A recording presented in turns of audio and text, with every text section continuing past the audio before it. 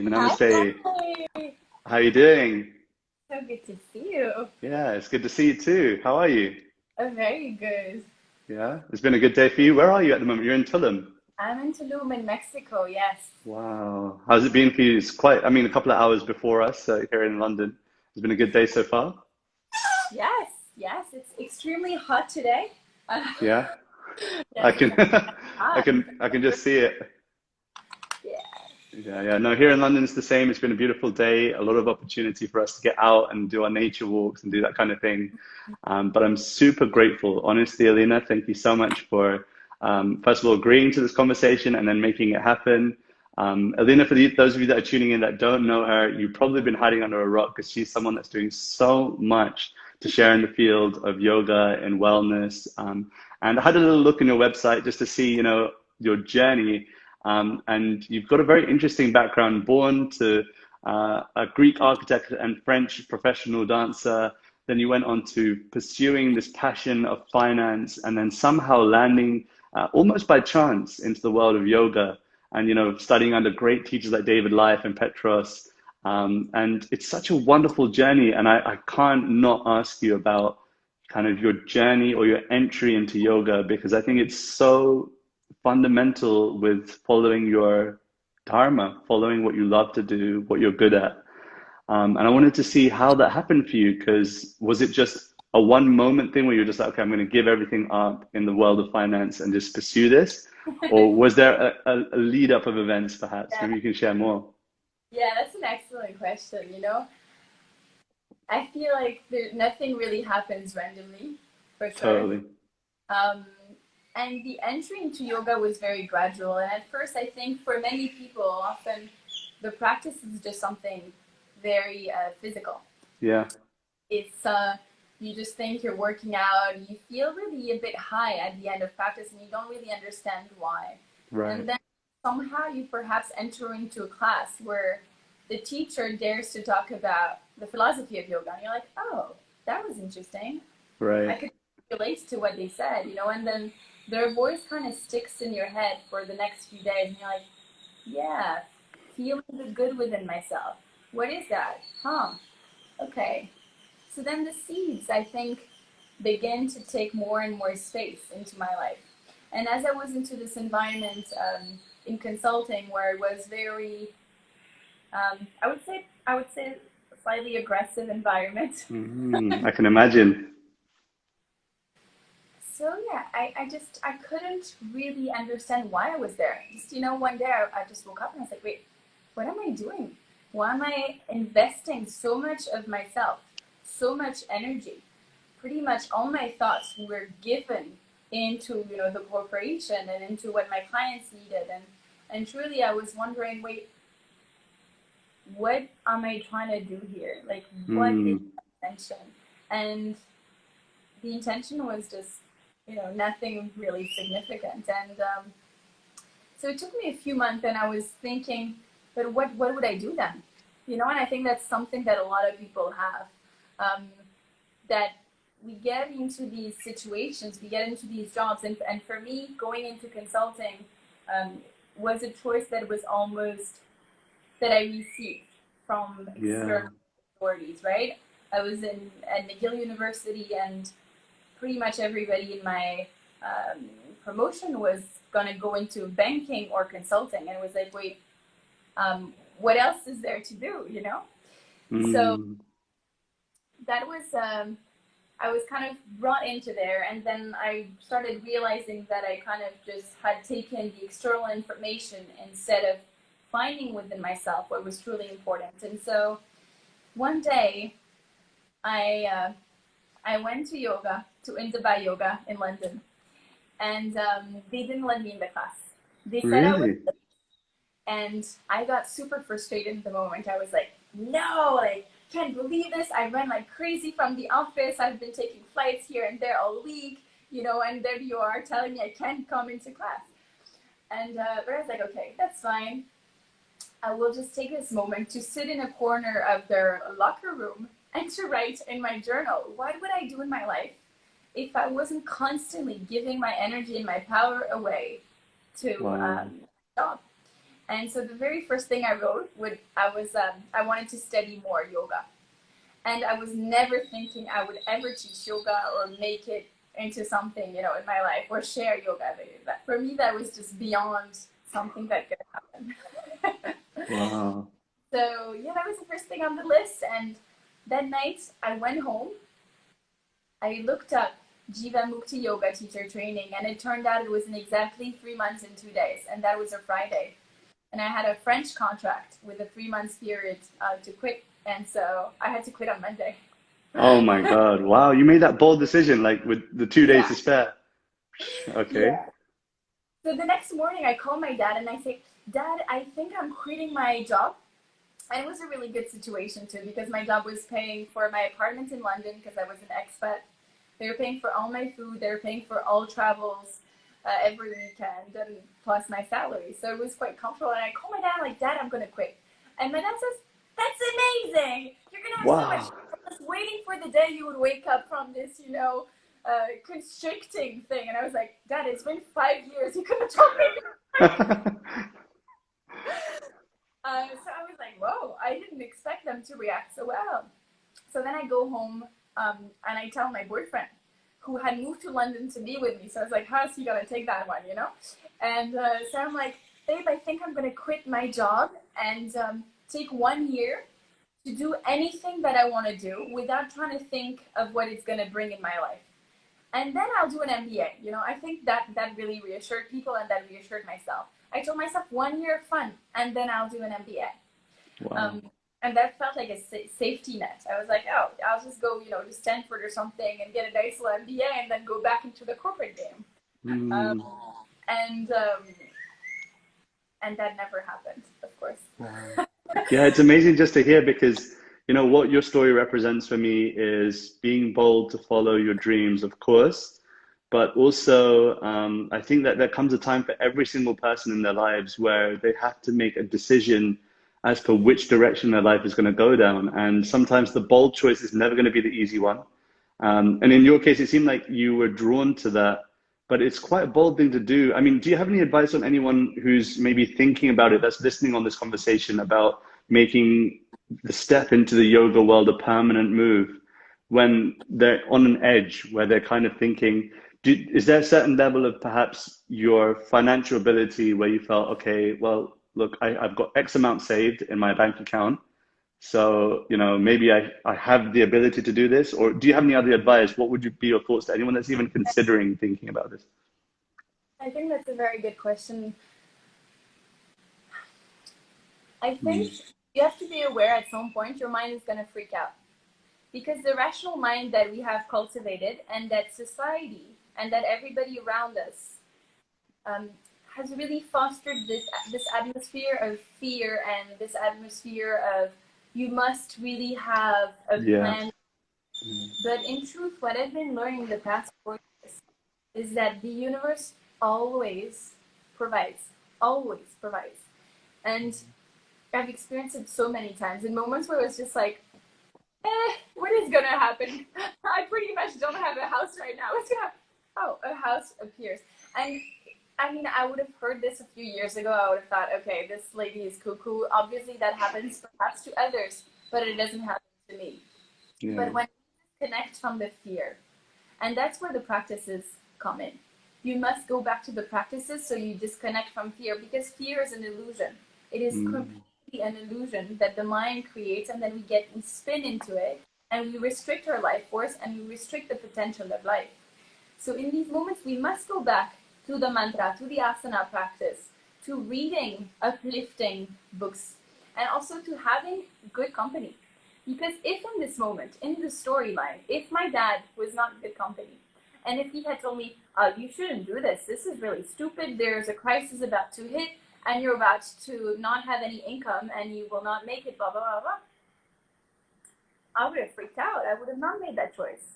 And so it's so important, who do we surround ourselves with? Are they people who are going to be supporting us, or are they going to bring us into fear? And it is not to blame anybody wow. who's in fear. It's really not, because we've just been contaminated by that vibration of fear that is everywhere. Even, if we eat animals, we just absorb all the fear. So we're contaminated with fear all the time. So it's about Wow. choice. I'm going to break away from fear. I'm going to break away from the conversations that I know are going to freak me out. Because I knew when I quit that some people, if I would talk to them, they would freak me out. They would ask the question, like, but what do you plan on doing after? And this and that. And then I would be like, oh, I don't know. So there was Wow. a moment, I have to say, where I avoided specific people because I knew they wouldn't be conducive to my path. Now I feel completely fine and open to talk to them because I have experience in such depth the miracles of life that I have complete faith. And I've just given up, holding to all these things that before I could have not even imagined these things to happen. Yeah, and it's so true. There's a saying in the Vedic scriptures about if you protect your dharma will protect you. And it screams across to me when you were saying, just having faith in the universe, having faith that the universe will provide. Radha Andriolo says, such a good point about fear. Thank you so much, Radha, for joining us. I'm going to give a few shout outs here as well. If you notice anyone as well, feel free, Elina, to give them a shout out. Yeah. Litsia, thank you so much for joining. Bhaja Bhakti Yogini, thank you so much for being here. If you have any questions, guys, about anything we speak about following your Hi. dharma, about following and losing fear, perhaps losing fear and having courage to move towards what you feel will be really beneficial, not only to your life, but also in your offering, in your seva, in your service to others, then please feel free to drop them in the comments. We'd love to hear them. I want to explore this a little bit more with you because I think it's such a vital topic. And I think you mentioned association. You mentioned spending time with those who uplift you, spending time with those who support your ventures. How would you go about discerning or differentiating between people who are really authentically there for you as opposed to just being there maybe to just get something from you? Do you have any thoughts on that or any advice on that? On finding really good association? Yeah. I think it's interesting the way that it happens that right association arises in our life, Mm. very much a reflection also of yourself. So if part of yourself is also behaving in this way that if somebody shares a dream, you're gonna kind of bring the dream in their face and break it for them, likely you will attract these type of people in your life too. Wow. Um, and so in that way, I think it's also interesting for all of us to realize when you see a character in a friend, perhaps you can ask yourself, oh, is this also something I've been doing? And then not blaming yourself or going into guilt or shame because that is useless and that brings us, that lowers our frequency, but just instead being like, maybe I have done this too. Maybe I need to let go of this layer now. And perhaps I can also have the courage to be honest with my friend and just say, hey, when you said this, I actually felt that you were trying to take me away from my courage or take me away from this. And I was wondering why you said that or if you're even aware that you said that. And I think it's a bit tricky to do this in our, society because sometimes we feel like we can't express some things, but the more we go into truth and having the courage to express these truths, then also we just attract that around us, I think, we really will bring people onto the same frequency than us into our lives. That's such a beautiful answer, and I totally vibe with it. If you're Radhanath Swami famously says, if you're noticing traits in other people, you're noticing characters in other people, you're likely beholders or you're holders of that same character trait because you can notice it. You can notice when you're criticizing someone or judging someone for a certain thing. Oh, that guy's really fake. Then the only way you can recognize it is if you yourself also hold that same character trait. And so it's so true what you're saying about, first of all, being conscious about your own holding, your own grounding, being first, good association for others, being strengthening or uplifting others the best you can. And then naturally, you'll be able to discern, you'll be able to tell when someone else is also genuinely trying to uplift you. How did you deal with the naysayers? Because you mentioned there were people that said, what are you going to do when this is all over? How did you mentally and also what was your conduct? How did you get through that? That's a good question. I think there are particular people that you don't really care so much about their opinion.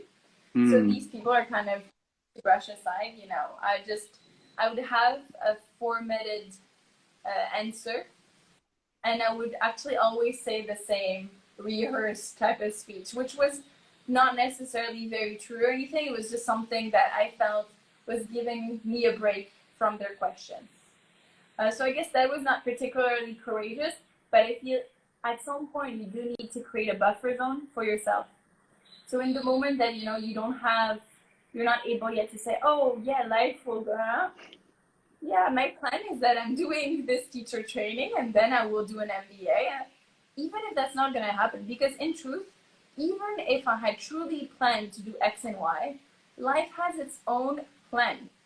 Life will bring you exactly where you need to go. So you can make all these, nice assumptions. Oh, I'm hosting a retreat in 1 month and then this and that. That's just, nice fluffy talks. So to those people, I would just give a nice fluffy talks. Um, and then that would reassure them too, because I think when you talk about things that require courage sometimes, you will trigger the person across. They will suddenly Mm. say, but what's she gonna do? But what, Wow. I, even, in my best friend, at this point, she was working she was a headhunter for a big tech company. And she told me, Elina, it looks really bad on your resume to have 1 year gap on your resume. It's going to look really, really bad. Like you might not find another job and this and that. But somehow, in truth, I knew in the back of my head that I could, you know, I think that's actually very important for all of us to remember that we have been taught that there's a particular way to get somewhere. But this is all frameworks established by society. And Mm. there is no particular path that anybody needs to take. And I saw it in my life many times. I was told, because when I went into consulting, I started working in Paris. And everybody told me in Paris, people get into consulting around the age of 27, and you need a master's degree, and you need this and that. And I came in, I was 21 with just a bachelor's degree. Everybody told me, you're never getting a job. And I got a job like this. Just the guy liked me, and I went, fully in the interview. I was like, oh no, I don't know the word you're using here. And he's just like, oh, you're so blunt, I like it. And I'm like, yeah, well, I have no idea what you're talking about, so I gotta tell you. So I think we have learned to remove our authenticity because we have been scared that we were not fitting into the path that we've been told we need to follow. But one, there's not one path that we need to follow. And two, the only way you will flourish and bring all your beautiful fruits to earth is if you are your unique self. And if you dare to say that comment that perhaps you thought, oh, that's inappropriate, who said it's inappropriate? Who said there is a right way or a wrong way? And I think that's the teachings of yoga too. The yogis were not, particularly disciplined into something that people told them. They were very actually anarchist people who were seeking the truth within themselves, not within any doctrine. And that's very important to remember because I feel like there has been such a pressure from organizations, from universities, from a Mm. system that has released people from their own power of decision. But the Wow. truth, our power is within our decision. So we don't need anybody to choose for ourselves. We can choose and show our essence. Yeah, being clear about who holds the control to my emotions, who is the and we can't control what people will say. We can't control whether people will make comments in a certain way, but what we can control is our reaction, and I totally vibe with that. Something that someone has written here, Kerry Maxwell, she said, I honestly don't feel strong enough to only take part in relationships that are good for me. The temptation to be with people who appeal to self-destructive tendencies is very great. Kerry, I totally vibe with you. I see your point of view that, it's natural to sometimes associate with those who are destructive for us. But I think that if you can just notice and discern at the very least who is good association, who is bad association, black and white, not, I know it's not as easy as that, but if you can at least start with progress, that's always a start. If you can at least start with one or two people, people always think that with any journey, it needs to be perfect. It needs to go exactly how I envisioned it. With trying to clear out my circle of association. It needs to be perfect. But rather than trying to aim for perfection, start with progress. Start with just seeing the one or two people that lift you up. Start with just seeing the one or two people that you can really fall back on and you know will give you uplifting advice. I don't know, Elina, do you have any thoughts on that? Um, yeah, I Being think tempted. that's an interesting point. But yes, starting somewhere with that, little bit of sunshine. Once you start seeing the sunshine, you remember, and then when you see the darkness, you're like, oh yeah, but that was brighter. I'm just gonna go more towards the light. Um, but yeah, it's interesting that you have observed it. I think the second that we observe something, it's already 70% Yeah. of the work, and then you can just sit with it and observe yourself every time you find yourself going for these relationships. Like, what in truth in you are you trying to fulfill? Is there a part of you that is seeking to be in darkness, or is it a part of you that is seeking to be into drama? Because I think a lot of us are also scared sometimes to to live the life that we really deserve, which is just joy and love and happiness.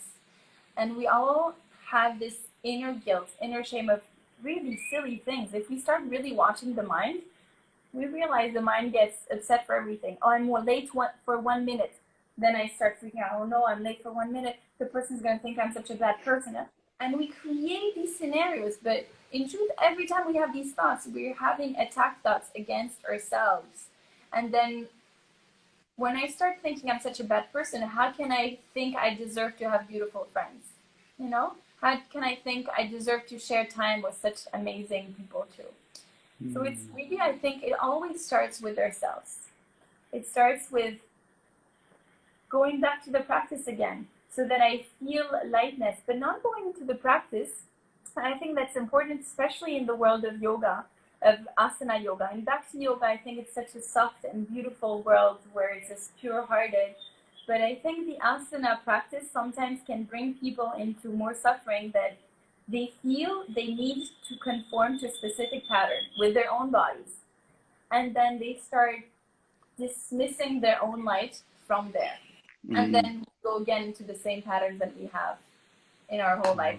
So it's really practicing yoga in a joyful way, practicing things in a joyful way. If it starts being like, oh no, I forgot to practice yesterday, I'm such a terrible person. Oh no, now I'm back on my. No, ciao. This does not exist. This is a creation of the mind, and we're all beings of light. We just have to remember. That's it. We just have to remember. Yeah, let's say yoga. You said yes. This is very true. I'm glad you agree, Kerry. I'm so glad we could help you with this question. Radha says, "Oh, where did Radha? Absolutely, power of choice. So true, Radha. Thank you all so much for tuning in. Hendrik from Germany, I know you're there. Thank you so much for being here, for being part of this conversation. I wanted to see now with you and your journey in spirituality and your relationship with this S word, spirituality. Um, where do you feel it currently stands? Do you have a daily practice of spirituality?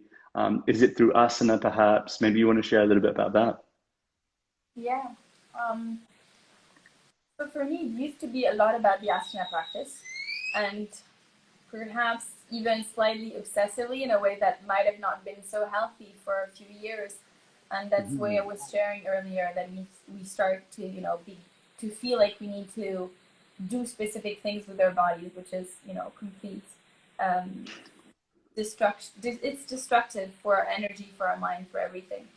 So I used to practice asana a lot, and then an amazing teacher came into my life, Mark Whitwell, and Mhm. you can look him up. He's offering a lot of content online right now.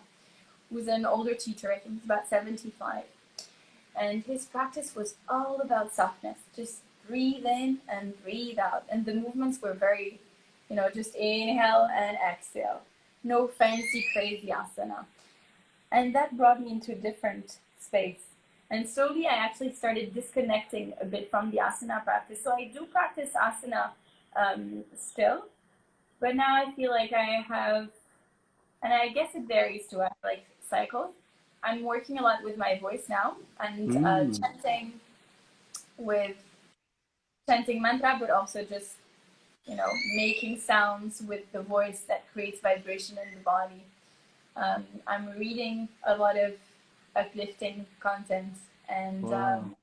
and meditating. I think these are my, main practices. Wow, it's so wonderful to hear that, that you're now entering into this realm of mantra. It's not even entering because I've known you for a while now, and I know that your relationship with mantra has been long-standing. Do you have a favorite mantra that you'd like to share with everyone? Ugh, I don't know. I think it changes a lot, I have to say. It changes based on, the feelings of the moment. Sometimes I get completely absorbed by one mantra and then sometimes not really. But in this past month, I have been going back a lot to the Yoga Sutra, Mm-hmm. trying to really break down um, the Sanskrit translations, look at different translations, and try to really understand the meanings behind the meaning, and that has been very powerful in such a time. Wow. And Litsia is asking, can you suggest any recommended books that we can read? Oh, Anything that you're reading yes. at the moment? Okay, one of my absolute favorite books is Letting Go by David Hawkins. Mm. And it's a very, very, very powerful book in recognizing the emotions, the layers of emotions that we have in the body, and watching them so that we can dissolve them. And it talks a lot in the end about our power of freeing ourselves. Lies completely within ourselves. And it's really about having deep honesty with what comes within, in the subconscious and in the conscious mind. So this book is amazing. Um, then one of my favorites that I'm sure Radhika you also love is The Journey Home. This book, wow, that was the first book that I read when I quit my job, actually. Really? Yeah, and I was just like, taken by it. I was like, wow. Yeah. Very, very powerful book too. Yeah. And in terms of yoga, I would say the Heart of Yoga is a very good book. And then somebody's asking, which Yoga Sutra book do you read from? So there are many different translations, and now I'm actually bring it over. It's the Yeah, script. please do. Thank you, Radha, for asking that question. I'm intrigued as well which Yoga Sutra she's reading from.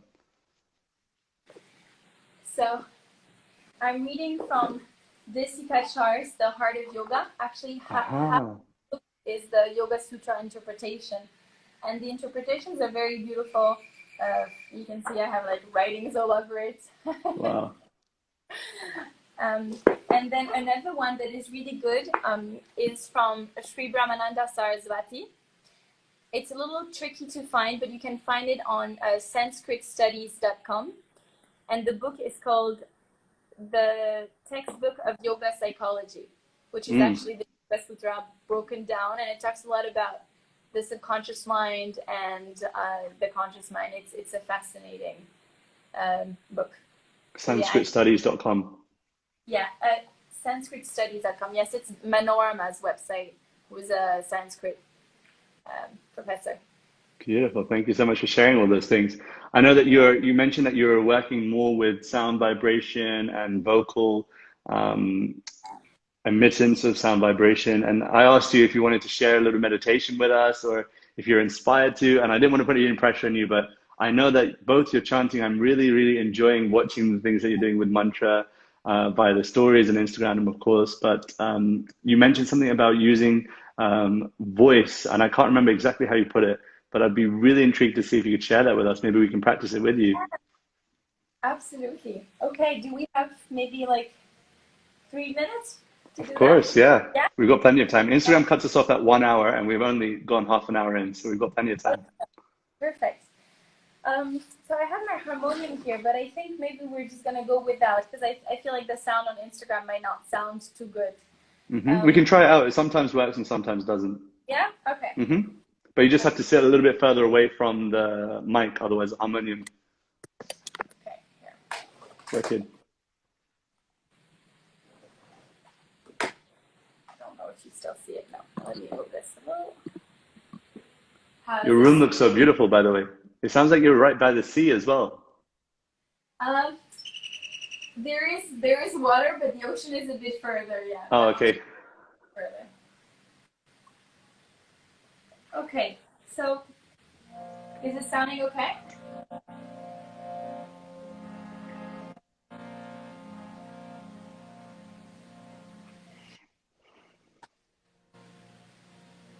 So if you're at home, just putting your phone down in a way that you can just hear us, perhaps see us if you want, but you don't really need the visual. And coming into a comfortable cross-legged position, or sitting on a chair if you're on a chair. Feeling your sitting bones, anchoring into the earth, crown of the head reaching towards the sky. Breathe in. Breathe out. Inhale. Exhale. Inhale as you prepare to chant the sound Om.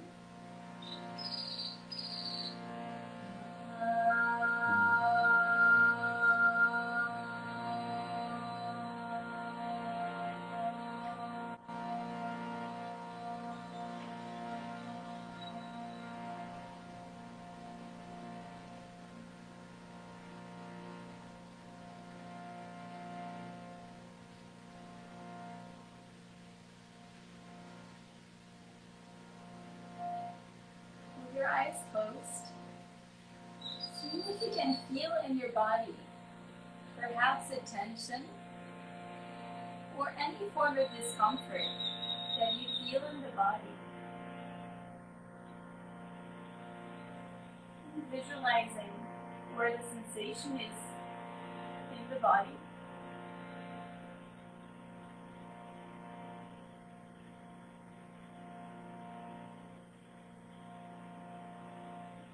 Once you have it, we're going to associate each of us, as you are at home, you can do different sounds, it is perfectly fine.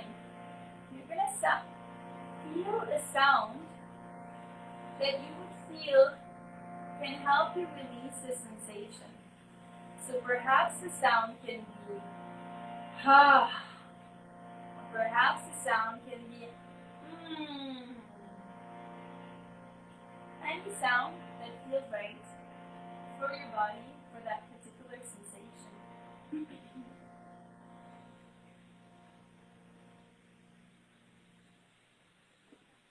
Perhaps now bringing your hands onto the sensation you feel in the body.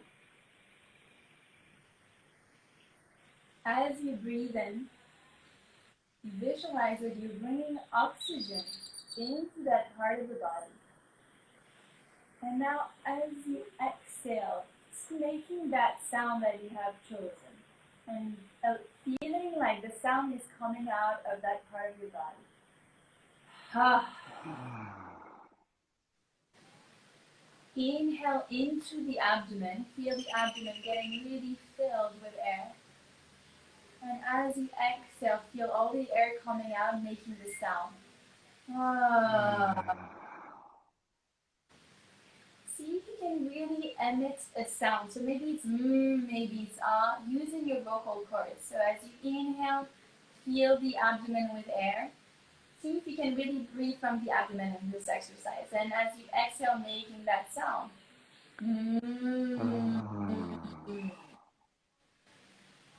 We're going to do a few more rounds, continuing on your own timing. Every inhale, feel the abdomen filled with air. And as you exhale, using your vocal cords to make that sound. Ah.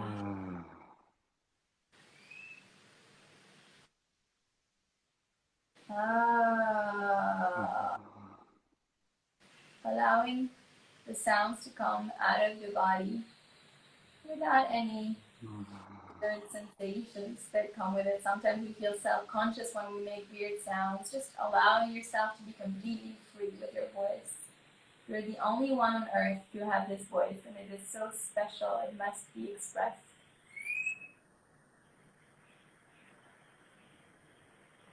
And then just returning to the breath, breathing into the abdomen, and silently exhale. Now we're going to be bringing one hand in front of the mouth.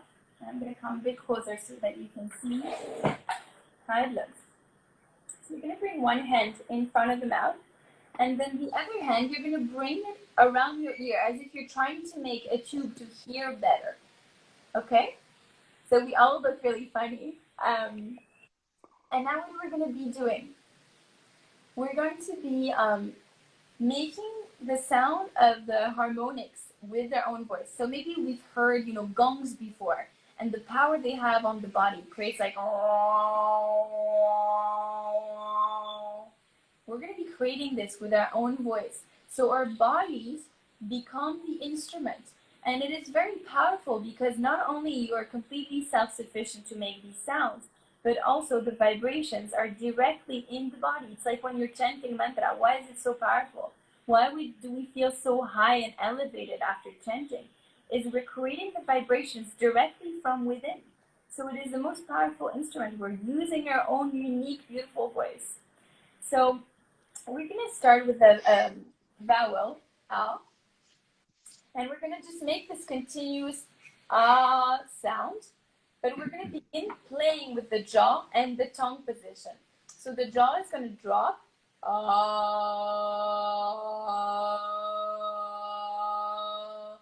and then I'm also going to be playing with the tongue. So I'm going to be bringing the tongue on the top towards the palate and then dropping it. I'm just going to demonstrate this so that you feel it, so that you can see and hear how it sounds.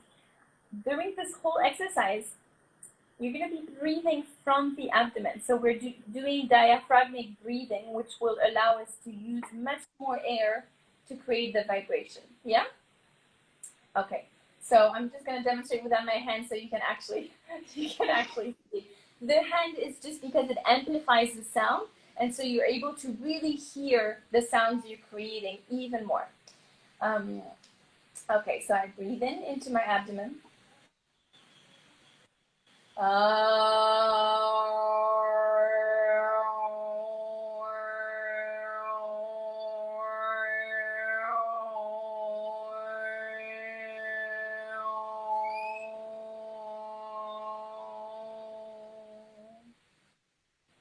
Can you all hear it well with Insta sound? It's okay? We can hear everything, yeah.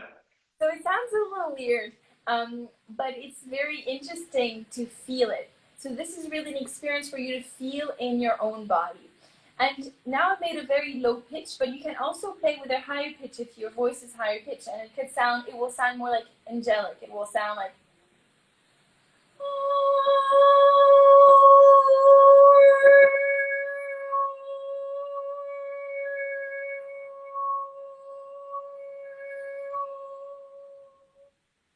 maybe it sounds a little intense on the sound. No, it's super angelic. Sound like I was in church. So depending on the pitch, also you will feel the vibrations a bit differently in your body. So when you sound something very low, for men, a low pitch will be easier. And so be more linked to, our lowest chakras. And then when you chant something higher pitch, you will feel almost like the whole crown of the head is vibrating. You feel like, oh my God, I'm just connected with the divine. Yeah, the G word. I'm into it. Okay, so is that anybody has any questions, or it's pretty Chuck us a thumbs up if everything makes sense in the comment section. If everything is clear, then drop us a thumbs up, then we know we're ready to begin. Yeah, perfect. That's a good technique. I like it. Usually it's a little delayed, so it takes like a couple of seconds. Okay. But it's such a beautiful practice. I'm really excited to try this. This is my first time trying this kind of practice, and so I'm going to try and give it my best. Yeah, let's see how it goes. I've never done it before, so best always to just jump in the deep end. Yeah, and it's amazing. It's like you're doing sound healing.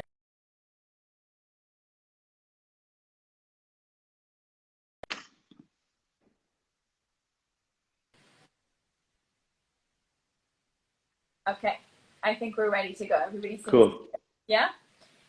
Okay, so bringing one hand forward in front of your hand, and you're basically using it to bring the sound into your ear. So then you're creating a little tube with your hands. Mm-hmm. and you're getting ready to bring the sound. You can make any little sound to hear if it's properly directed. Oh. And then when you do this at home, feel really free. Drop the jaw, like go to the maximum, play with the volume. It's a moment to free yourself. So often our voice is constricted. We like dim it down. We try to do, no, there's no more this. Now you just allow your voice to be free because you're a being of light and everybody deserves to hear your voice, including yourself. Okay, so placing your hands, and we'll start with the sound ah, which will sound kind of like oh. Breathing into the abdomen.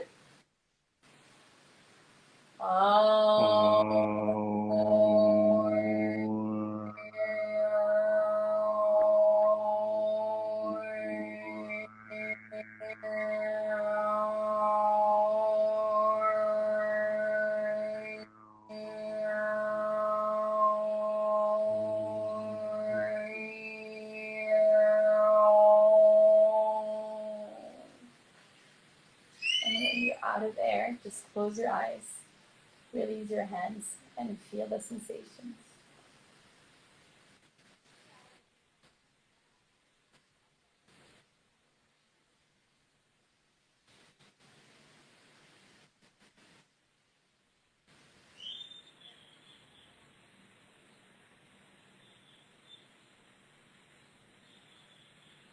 Breathing in, breathing out. Inhale as you open your eyes. Coming back to the physical realm. How did that feel for you, Radhika? It was like a tingling sensation. I could feel it in my fingers, and I just felt really peaceful. For just maybe 2 or 3 seconds, I just really could drop everything that were on my shoulders. It's a very similar sensation to just after a really satisfying kirtan. I just feel like just letting go, like I was floating a little bit. I don't know about you. Yeah, completely. It's that. Like suddenly it's like, and it's almost, I don't know the word in English, but when you have like a radio station and suddenly the emitting signal gets blurry Mm, by something, there's yeah, a that's more powerful that yeah. clears that. Like a It's feedback. how do you call it? Feedback. Yeah, no, not feedback. Like if somebody wanted to intercept signal and cut down the signal, cut off the Uh-huh. Yeah, cut off the signal. So suddenly it's that. We have the thoughts, the chitta vritti, the fluctuations of the mind. That's a constant emitting signals into the mind, like da-da-da, da-da-da, da-da-da, da-da. And then suddenly you create this sound that is so powerful that the vibrations, because sound is vibration and thoughts is vibration. So suddenly the chitta vritti, the fluctuations of the mind, it has no space. It's like japa meditation, right? Mm. That with japa, it's also the concentration that goes into the mantra, but then here's you're just using the vibration that wipes out the possibility for thoughts. Wow. So beautiful. Yeah. I'm going to try this out with my wife now. We're going to go back in the house and see if we can just sit in a small space and try it out. And I'll let you know how it goes, genuinely. Yes, please. I'm excited. If you guys really enjoyed that, please drop it in the comment section. Please drop some encouragement, some love to Elina, of course, for sharing her time with us and for kindly sharing that practice with us. I wanted to leave us with the opportunity to ask Elina if she had any tips for our time. It's something that I've been asking all of our guests, something that you feel is really alive for you right now, that you feel would really create change in the world if we just made a little more time for something or the other, or a practice perhaps that's really inspiring you, a tip for our time, anything that you feel would be of value. Oof. Okay. Um, Let me think, because that's a big one. Mm.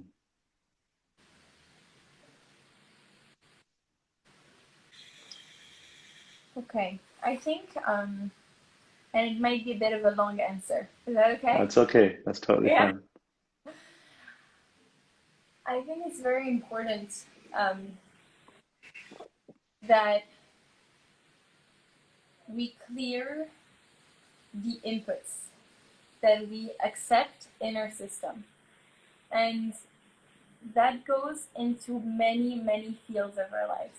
we don't realize how much input do we constantly receive, and particularly with our phones, and particularly in this time when we're all being in the digital world, because a lot of people are deprived from going outside, and we're trying to stay at home, but perhaps that has increased a lot our time on our phones and on our computers and on Netflix and on all of that. Perhaps that has also increased the amount of music that we consume. Perhaps that has increased, the amount of media that we consume. And it is so important for us to understand that we kind of become a reflection of the environment. So now I have a glass. I'm almost done, drinking it. But if I put in my glass red juice, my glass is gonna appear red. So what do I want to be filling my precious cup with? My mind, my body. What do I want to be bringing into this? And so this goes for food. What food am I bringing into my body? Because food is not just something, nutrients or this or that. It has a frequency. So what frequency am I bringing into my body? Is it filled with pesticides? Has it come from extremely far away, and has it been frozen? Does it contain animals who have suffered greatly? And, are we absorbing their fear? So what food am I putting in my body? And the guideline for food, and I think food is very, very important because it impacts our brain much more, than we think. So if I'm eating sugar, then the next 5 hours I can't meditate. It's impossible for myself to hold space. Even if I meditate a lot, suddenly I can't focus. So it's important to clear this so that you have the space to actually be clear. So food, one big thing. Then what visuals do we see? It's also important to understand how content is designed, and content is designed to attract your attention and to hook you, right? So you never see the news that say everything is well, everything's perfect, and in Tulum people were swimming today. No, you don't see that. The way that it's presented, it has to have a hook. I mean, we all learn this in school. If you're writing a story, it must have a hook. And the most powerful hook that we all know is creating very strong emotions. So what is the content that I'm consuming, creating inside of myself? And that is very important, because those chemicals are not benign. It's not nothing. It's not, oh, I'm watching something and then it will go away. It gets imprinted into my subconscious as the field of potential. So if I'm watching something very violent, this violence becomes a potential in my subconscious. So suddenly I go in the street, I feel like this could potentially happen. Doesn't matter if it's science fiction. The mind, it's like when you're in a dream. In the dream, you have many components from many different things. The subconscious works in the same way. It draws information from many, many different places, and it creates a patch to create your reality. So what am I watching? Is it making me hooked? Is it making me addicted? And if it is, then can I have the courage to break away from that addiction? Because truly it's an addiction. I mean, I remember myself in college, I was just binge watching so many shows. And truly I was just addicted to the emotional drama of these shows. So, the content we're watching, and then very important, and I think very important because very subtle, is the vibrations we consume. What music am I putting into my mind? Because we just felt in our own bodies now the power of sound, right? We could all feel how suddenly it wiped out all the thoughts, and we felt, oh, wow, wow. This is the gross way that we're able to describe it. But in truth, it creates something in the brain. Music either creates entrainment, which makes us excited, and then, you hear maybe a top hit on the radio, you get very excited. You're like, yeah, that puts me in a good mood. But yes, it puts you in a good mood, and there's nothing wrong with that. But in truth, it is creating excitement that takes you away from self. And I think that's something I struggled a lot in the beginning of my journey. It was like, yeah, but what's wrong with that? Like, I'm happy to be like excited by stuff. I don't want to not be happy. But there's a much more profound experience of happiness that exists if we create the space for it to arise, rather than allowing excitements to come into our mind and just kind of like make us like little zombies where like the beat, oh yeah, like the beat. Don't get me wrong, I love, I love partying and dancing. I live in to do my dance all the time, Burning Man, all of that. I'm all for it, but it is about being completely aware and making it a choice. So yes, I can go and dance onto, a specific beat, but I'm aware it's taking myself away from consciousness in this moment. So if I'm okay with that, and then I have the courage, because then after you have to have the courage to go back to the calm. Totally. So being really aware of what music we're consuming, I think, is important. Not just for the lyrics, of course the lyrics have an impact, but really like the beat, the vibrations. A lot of it is creating dissonances in our minds, and that's how we have become a society of people who are so far away from truth, because there's so much noise and dissonance around us that we don't have, that ability to kind of go back. Wow, so true. I mean, I think it's something that a lot of the people that have been on this conversation have been speaking about consumption. Jules February was talking about how the solutions can be so simple. That's so simple that we can sometimes miss them. Solutions like watching your consumption, cutting away the things that no longer serve your purpose in your spiritual journey or in your upliftment, cutting those things loose. It sounds so simple, but most of the time, my dear friends, all of you that are watching, can you say hand on heart that you're conscious about your consumption, conscious about what you're watching, conscious about what you're eating, what you're listening to, conscious about the way in which you're hearing from other individuals? If you're not even taking moments, and the way that you can tell is, are you reflecting on it? Are you taking moments to sit down, even at the end of a long day, and just for a few minutes, just saying, what did I consume today? What went into my ears, my eyes, my mouth, etc.? Were they things that will eventually lead to tomorrow when I sit down for my meditation practice? Will I be sitting with that same thing tomorrow as well? Because it's a common phrase that when you sit down to meditate, it's not just you. You're sitting with your past, you're sitting with all these impressions that have come through as well. And so what you're saying, Elina, is so important, so important to be conscious and aware of the choices of the things which we consume. And it's such an important message. And I really hope that everyone takes that away from this particular podcast, this particular conversation. And I'm really grateful that you shared it. Thank you so much. So this does end our conversation, unfortunately. And it's a shame because I feel like we were really touching on some really interesting points. And who knew, Elina, I didn't know you were so full with gems of wisdom and conscious thought. And it was such a pleasure to speak with you, honestly. Thank you so much for taking the time out. So good to talk to you too. It's so Uh, cool. I feel like I haven't seen you in ages. it So has been ages. I'm so sorry that I'm not so good at keeping in touch. But a side note is Elina and we met in the kirtan scene in London, and she was such a wonderful enthusiast when it came to mantra and sound vibration. And it's so beautiful to actually see you now kind of go out and share that with others in such a beautiful space into them. And I'm really looking forward to when this is all over, that I can fly over and see you in action in person. So yeah, for sure.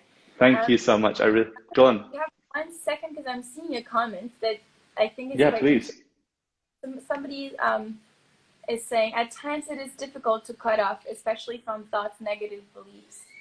Um, Mm, I think all these things, we become aware of it, but it's very, very important not to ever go into guilt or shame if we do go into these negative patterns, because then it's more destructive.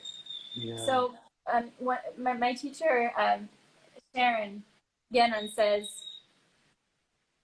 look to the light so much that the rest will become transparent, right?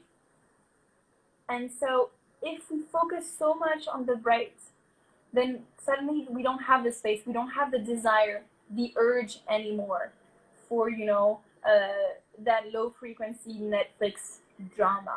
because our mind is occupied with higher things. So when you feel you go into these tendencies, don't deny it or anything like that. Sometimes it's fine to have whatever you want, you know? Yeah, It's completely fine. Don't beat yourself up. totally. The way to go into away from these things is just to become absorbed by higher things. So just Completely. fill life with beautiful things so that there's no more space for the rest.